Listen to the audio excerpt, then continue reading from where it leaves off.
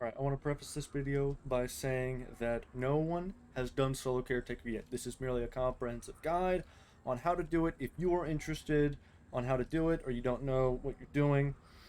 So, to start off, I'm just going to get into the meat of it. Sentinel Titan, Shield Bash. You want Echo of Reprisal. I'll explain later. Echo of Undermining. Echo of Leeching. This is for debuffing the boss during DPS. This is to keep yourself alive more consistently. Suppressing nades, just pretty good in general. These two don't matter. I've heard Offensive Bulwark still gives you that extra melee damage. I haven't been able to make that work myself, but if it does, this will make it a little bit more consistent. Not easier, but more consistent. Now, you're going to want an SMG, grenade launcher, most likely with auto-loading, for the sake of me explaining later, an eager-edged sword, a good linear fusion rifle for final stand, 1-2 punch shotgun, maybe a sniper for final stand, and then Izanagi for final stand, and then something like cryosthesia to freeze the boss. Now, we'll explain each weapon and why you need it individually. Multi-Mac, easiest Multi-Mac SMG, easy to shoot the symbols, just input your symbols easier. Done. Grenade launcher is to keep the door open because you can actually activate these cruxes while you're inside the room. If you want to see me doing that, you can check out one of my other two videos on me doing the mechanics, keeping the door open using a grenade launcher. Eager Edge, same concept. You use Eager Edge to get inside very fast and get outside very fast before the door closes on you. Hopefully, if you get good symbol RNG, nullifying the entire use of the grenade launcher if you're fast enough. The grenade launcher is mainly a crutch that is very useful if you get stuck on something or eager edge into like a wizard or a thrall or something. 1-2 punch shotgun, it's for damage phase, duh. Free cryosthesia for damage phase, duh. I already explained what Izanagi's Bird and the sniper and then the linear are for. Final stand, because you obviously can't, do 1-2 punch on the boss during final stand. You don't have odds there. Now,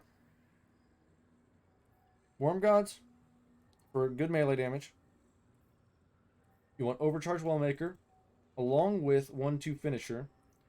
Overcharge Wellmaker for the Arc Elemental Wells, and then 1-2 Finisher for getting 2 melees off in a floor. Well, on the first and second floor. You can't get 2 off on the third floor because you can only get 1 melee off on the third floor. Well of Ions is the reason for the Arc Elemental Wells. It gives you a 30% increase to your melee damage after you pick one up, but only for your next melee. Umbral Hasting can make the inside of the room a little bit easier because it makes your mobility a lot higher when you hit ×5 stacks.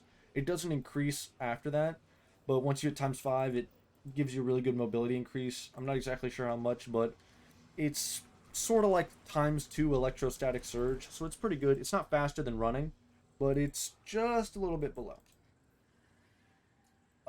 If you have an Artifice Armor, just good for resists, but I obviously don't. This is from earlier. Now, obviously, damage phase requires a lot of setup.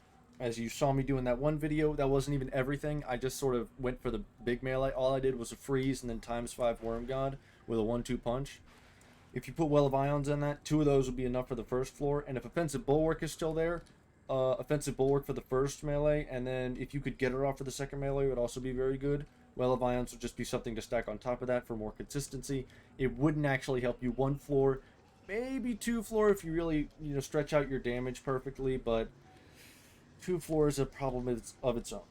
Now, you know basic idea of how the encounter works, because you've already done this encounter. I'm going to assume I'm going to bring out this chart. I will link down in the description the maker of this chart, because I don't want to steal his work. Using this for basic idea. First floor, very simple. If you have pretty good RNG, you can just grab 3 symbols, you go back out, you don't even have to extend. Usually you have to maybe go to the side, grab 1, maybe 2 if you're unlucky. They might be like this, in which case you gotta be really, really fast. But first floor is pretty self-explanatory. You go in, you grab the symbols, you get out, put them in. Something to note about each floor is only 5 symbols spawn at the beginning of the encounter. After a certain amount of time afterwards, more symbols spawn, but only 5 spawn in the beginning. Rooms are divided into sections. The first and third floor are divided into just one section. The second floor is divided into 2. I will get to that later. The first symbols are always on two sides of the totems. So the first 5 symbols for the first floor are never on the right side. Not never. They are never on the right side. In fact, they aren't this one either. The first 5 symbols are always these 3 and these 2. On the second floor, it is always the middle and the right, as well as the third floor and the middle and the right. I haven't found any exceptions of like it being not this one or maybe not this one for second and third floor. It just seems to consistently just be these 2 sides to begin with, instead of the first floor, which is these 5 specifically. The reason you want to know that is you want to go as fast as possible, because Caretaker on the first 2 floors only gives you about 45-ish seconds, 50 if you're really lucky. I've only had 50 happen once in my 150 runs. Third floor, you have about 50 seconds on average, because he has to, just walk a farther distance. From my experience, you usually get about 50 seconds on the third floor. It can differ depending on whether he wants to be an ass or not, but whatever.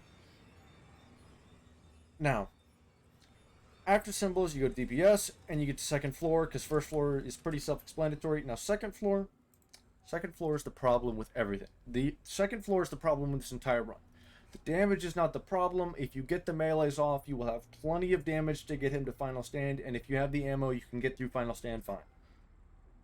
The problem with this entire thing is second floor. This is obviously not as big as the second floor inside room actually is, but let me explain why this is the biggest bitch in ever.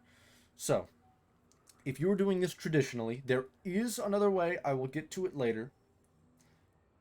If you're doing this traditionally, you have to deal with insane amounts of RNG, because you need to be able to cover more distance in the same amount of time. So for you to feasibly do this, which I have only done once on my Warlock, and I instantly died after because I did not have good ad control, which is why I didn't upload it to YouTube, you can go in, you need these four symbols, hopefully these 3, to always be the symbol spawn. If you have a symbol once while on a Titan be any of these 4, the run's over. You do not have the time to grab any of these 4 symbols. They have to be these every single time. At the beginning of second floor, like I said earlier, 5 symbol spawn. This is divided into 2 sections. So one side has 2 and the other side has 3. This can be random. This side might have 2. This side might start with 3. Or this side might start with 2, this side might start with 3. After a delay, more symbols will spawn, and you'll have to pick them up, and then more symbols will spawn after that. You will have to dunk the symbols before Caretaker wipes you, or before the abhorrents kill you, and that's how the encounter has to go. Third floor is more the same. In fact, it's a lot easier than second floor. In my experience, you can really easily extend your timer using a grenade launcher, even if you even need to. The only problems are these back ones, but they can be eager-edged pretty easily. They're not like really high off from their level with the ground when you go in. Now, you'll notice I said traditionally when I was talking about second floor. That is because there is actually a second way to do the encounter that will make this a lot easier if someone can find a way to do this. Baxley, if you're hearing this, I would love a confirmation on whether or not acquisition is possible solo Titan, and I'll explain why in a second. I am currently moving towards an oob for the sake of showing you guys this. However, I will stop here for a second to show you why I'm doing this in the first place. Now, Caretaker is blocked by sparrows. If there is a sparrow in his path, he is not blocked by glacial nades. I want to preface this. If you put down a stasis nade, or you use Glacial Quake, he will walk straight through it, completely unfazed. Sparrows, however, have a complete opposite effect. I will link this guy in the description. I don't want to take his work for free, even though I'm not making money off of this anyways, but I will still do it anyways. He does not move around. He will stay there and do nothing. If sparrows are along the pathway, he doesn't move at all. So if there is a way to get sparrows from the beginning of the raid to here, if there is any way to do that solo, Caretaker will be a lot easier, because you can sparrow fly the sparrows up to second floor and even third floor if you're really good with sparrow flying, and you don't have to worry about that. Reason why I'm going back to this oob right now is because there is a way from the Caretaker spawn, from right there, to actually get out of the map for the first encounter. I have not been able to reach back to the beginning of the raid to summon a sparrow, nor have I been able to bring a sparrow forward. The reason why I was asking Baxley if solo acquisition on Titan would be possible is because at the beginning of the raid, you can actually get 5 sparrows, because you don't need a 6th one for the 3rd floor because he can't walk up the sides. He can only walk up the center walkway. You need 5 sparrows. You can actually get 5 sparrows down there. If you summon a sparrow, sparrow fly down the big tube, and the sparrow doesn't blow up, you kill yourself, you will spawn back at the top, and you will be able to go back all the way to the beginning of the raid to the miasma checkpoint, which will allow you to summon a sparrow without despawning the sparrow that is in this load zone, which is still the Disciples Bog. Because if you go to the next load zone, it'll despawn your sparrow anyways. You won't be able to get back up. Now, I'm doing this oob, which is why I was kind of fumbling over my words. Thunder Crash right into this spot, take you outside the map. There's a lot to explore out here, however, I have not been able to find a way to get back into the map. If someone wants to mess around with this for a while, do your Titan flying, do your whatever, do your breaking the game. I know there's a bunch of people out there who love breaking the game even more than Telesto does, so if you can do that, that would be well appreciated, because getting the Sparrow to Caretaker would make the solo a lot easier. But I'm not going to really go around a lot. You can explore that yourself in your own time. Reason why I was, again, asking Baxley, because you can bring the Sparrows forward. If you could do a solo acquisition on Titan, it would be a full solo. But as far as I know, the only way to do it is to use a fire team to clear acquisition and bring those Sparrows forward. The person can leave, but it still technically would not be a full solo run, because while you're soloing the encounter, you're not setting it up by yourself. You need someone else to do it. Which is why I wouldn't call it a full solo run. I would call it technically a duo solo run. It's weird to... You get what I'm saying. At the end of the day, solo Caretaker is possible. Highly unlikely. The RNG is incredibly insane to deal with on second floor. If someone can find a way to get Sparrows into Caretaker fully solo Caretaker will be a lot easier if you want to put some work into that. I'm going to just leave the video here. Links in the description to the people whose work I used. Don't want to take their work, without giving back. So go check them out. And if you go for solo Caretaker, I wish you a lot of luck. Because if you don't use Sparrows, you're going to need it.